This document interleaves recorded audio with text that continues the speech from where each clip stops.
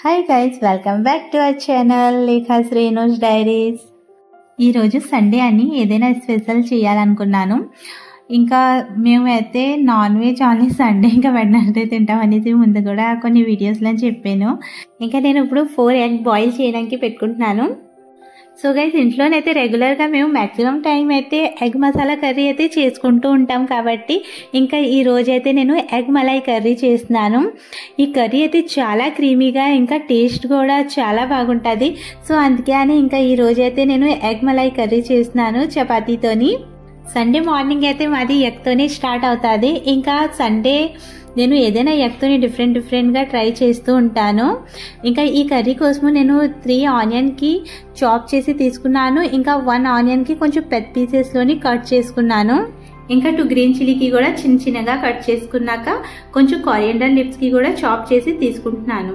ఇంకా అప్పుడు mixie జార్లోని cut చేసుకున్న 1 onion, 8 garlic cloves, ½ inch ginger, ఇంకా కొంచెం వాటర్ యాడ్ చేసి ఫైన్ గా పేస్ట్ చేసి తీసుకుంటున్నాను. ఇంకా అప్పటి వరకు మీరు మా ఛానల్ కి సబ్స్క్రైబ్ చేయకపోతే ప్లీజ్ మా ఛానల్ కి సబ్స్క్రైబ్ చేయండి. సో గైస్, వీడియోకి స్కిప్ చేయకుండా లాస్ట్ వరకు చూడండి. ఇంకా అప్పుడు ఎగ్ కూడా బాయిల్ అయిపోయింది. ఇంకా గైస్, మీరు కూడా ఇంట్లోని ఎగ్ మలై కర్రీ చేసి ఉంటే నాకు కామెంట్ చేయండి. ఎగ్ మలై కర్రీ చాలా ఈజీ రెసిపీ గైస్. ఇంకా చాలా తక్కువ స్పైసెస్ దీంట్లోని యాడ్ అవుతుంది.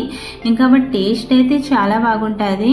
ఎస్పెషల్లీ జీరా రైస్ ఇంకా నాన్ రోటీతోని కూడా చాలా అంటే చాలా బాగుంటుంది ప్లెయిన్ రైస్ కంట. ఇంకా అప్పుడు ఫ్లేమ్ మీద ప్యాన్ పెట్టిన తర్వాత ప్యాన్ కొంచెం హీట్ అయిన తర్వాత 4 టేబుల్ స్పూన్ లాగా ఆయిల్ యాడ్ చేసుకున్నాక ఇంకా ఎగ్స్కి నేను జస్ట్ చిన్నగా కట్స్ పెట్టుకుంటున్నాను. ఇది గ్రేవీలోని వెళ్ళినప్పుడు మంచిగా జ్యూసీగా ఉంటుంది ఎగ్స్ అయితే. ఇంకా అప్పుడు ఆయిల్ హీట్ అయిన తర్వాత ఎగ్స్కి నేను లైట్గా ఫ్రై చేసి తీసుకుంటున్నాను. ఈ స్పైసెస్ అయితే నేను యాడ్ చేయట్లేదు, సింపుల్గా ఓన్లీ ఎగ్స్కి నేను ఫ్రై చేసుకొని తీసుకుంటున్నాను ఒక ప్లేట్లోని.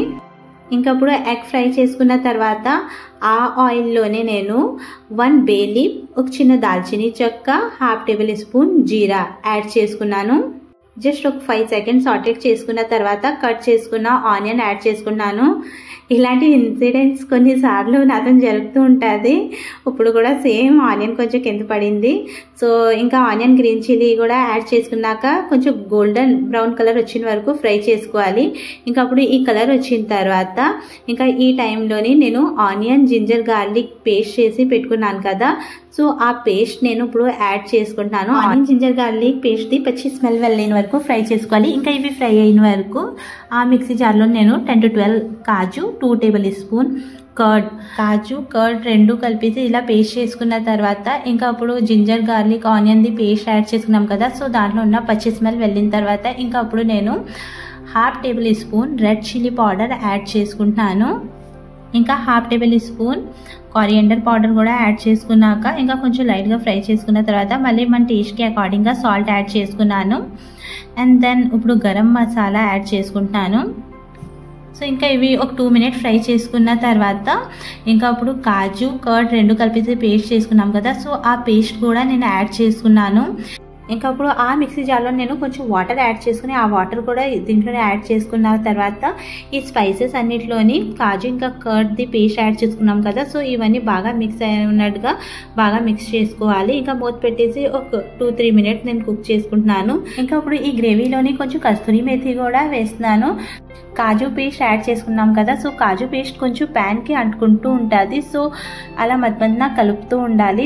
ముందుగా ఎగ్స్కి బాయిల్ చేసి లైట్గా ఫ్రై చేసి పెట్టుకున్నాం కదా, సో ఆ ఎగ్స్ యాడ్ చేసుకున్న తర్వాత ఇప్పుడు ఫ్రెష్ క్రీమ్ కూడా యాడ్ చేసుకుంటున్నాను. ఇంకా మలాయి యాడ్ చేసుకున్న తర్వాత ఇంకా ఈ మలాయి ఈ స్పైసెస్ అన్నిటిలోని బాగా మిక్స్ అవునట్టుగా కలుపుకోవాలి. ఇంకా ఇప్పుడు నేను కొంచెం వాటర్ యాడ్ చేసుకుంటున్నాను. ఇంకా వాటర్ యాడ్ చేసుకున్న తర్వాత ఒక 5 మినిట్స్ లో ఫ్లేమ్లోని కుక్ చేసుకుంటే ఎగ్ మలై కర్రీ రెడీ అయిపోయింది. సో ఇంకా అప్పుడు నేను పైనుంచి కొంచెం కొరియండర్ లీవ్స్ అయితే స్ప్రింకల్ చేసుకుంటున్నాను. ఈరోజు బ్రేక్ఫాస్ట్లో నేను చపాతీ చేశాను ఎగ్ మలై కర్రీతోని. సో చపాతీ అయితే ఈ కర్రీతోని చాలా బాగుంటుంది గైస్. సో మీకు కూడా మా ఈ రెసిపీ నచ్చితే ప్లీజ్ మా ఛానల్కి సబ్స్క్రైబ్ చేయండి. Bye bye. Thanks for watching my videos.